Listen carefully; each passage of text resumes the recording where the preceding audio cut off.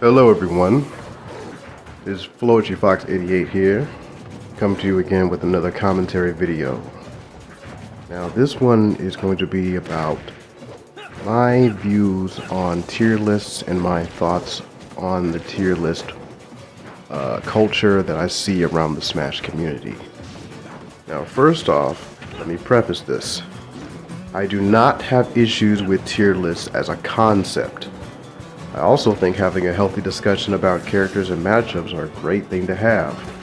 But in today's video, I'm going to be breaking down exactly why I do not like tier lists in the current age of Smash, and in the broader terms, the FGC as a whole.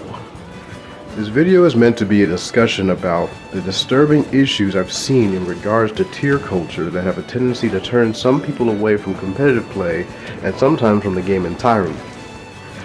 I don't care what most people say about things in the meta. I'm not referring to meta relevance in this video. I have these kinds of discussions on numerous occasions with close friends about this subject multiple times, and in light of recent reveal of the so-called first official Smash Ultimate tier list a couple months ago, I feel the need to let the community know how I stand on tier lists in general.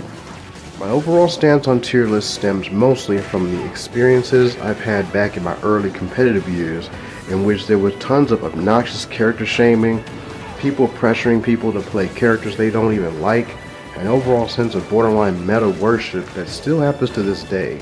And honestly, it was one of the biggest reasons why I decided to retire from competitive play so many years ago. Now, I will try to keep things as relatively brief as possible in order to avoid rambling on for too long, as I sometimes do on subjects that I'm passionate about. But anyway, without further ado, I will be listing out each point as I get to them. Number 1. Tiers are entirely subjective. Everyone has a different view in regards to various characters, and cause there's nothing wrong with that. The problem is that a lot of people tend to take these lists as if there's some kind of unbreakable law that every character's worth is somehow predetermined based on a list entirely influenced by someone else's opinions. Now going back to what I said at the start of the video, tier lists as a concept are perfectly fine, just as long as they are used within proper reason and not taken as definitive law. I often reference tiers primarily as a means of describing a way to measure or to compare characters in a kind of a visualization type of way.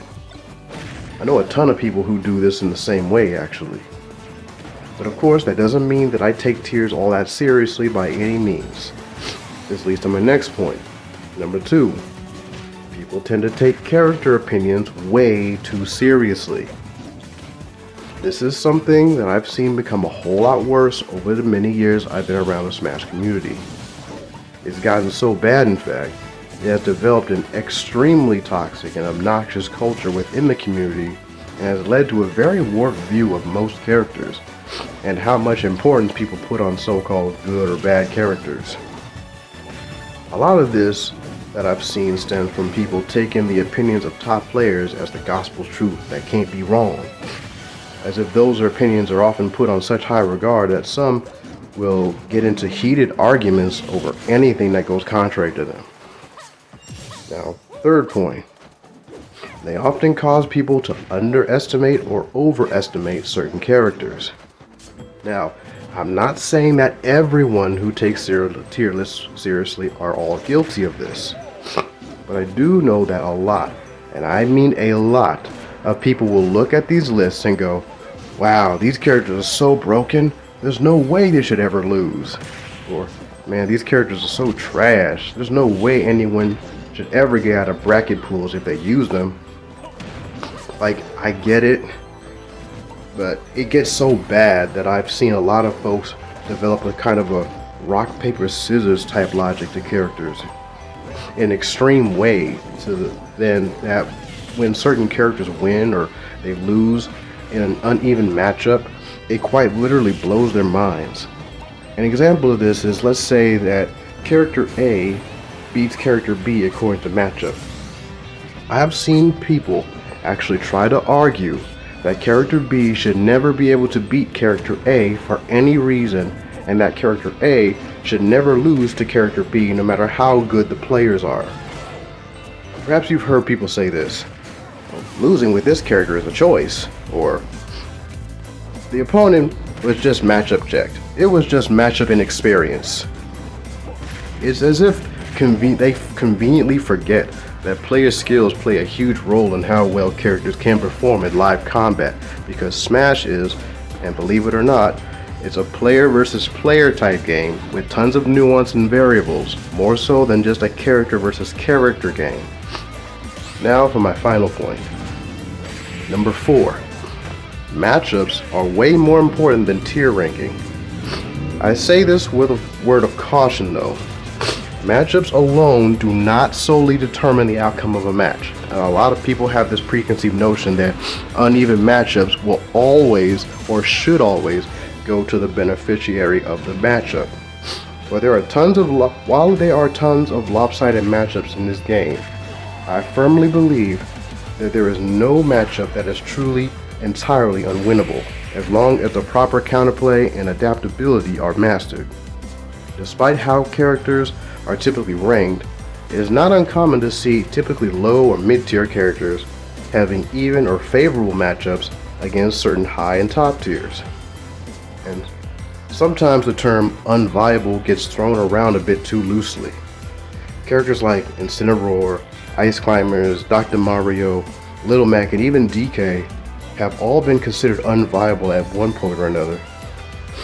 But then lately we've seen players like SkyJ, Big D, Jazar, Peanut, Hikaru, and others show up at majors and completely blow all preconceived notions of character viability out of the water, with waves of stunned faces of people see characters that are often looked at as unplayable, making it into winners finals and even grand finals with very little to no switch to any secondaries.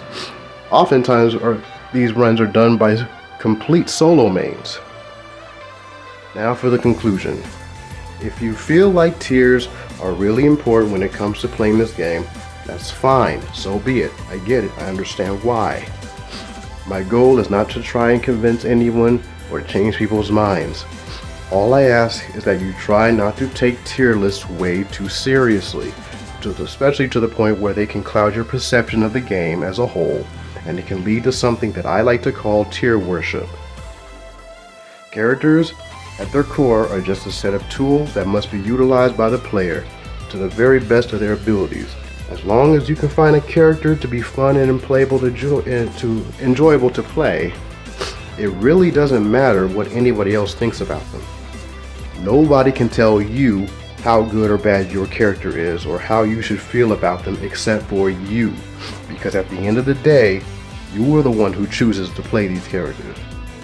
No matter if you are playing for fun or strictly playing to win, as long as you are having fun and playing the characters that fit perfectly for you, that is the only thing that matters. Next time I will be going over how I personally feel about my character DK in a brutally honest way. I have been wanting to make this type of video for a long time, and I think it's about time to really take a deep dive into my favorite ape. Until then, take care, and I'll see you in the next video.